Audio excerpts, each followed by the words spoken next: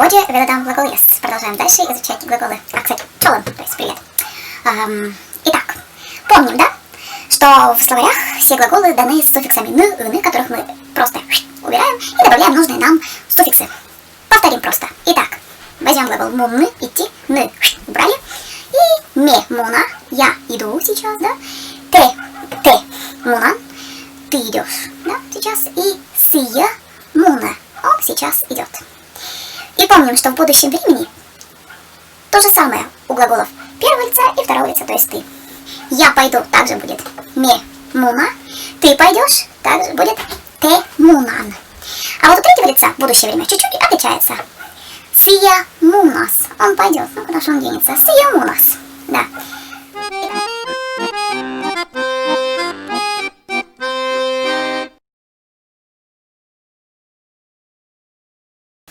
А еще, кстати, я рассказывала про приколюху, что в коме языке нет вот таких приставок, как в русском.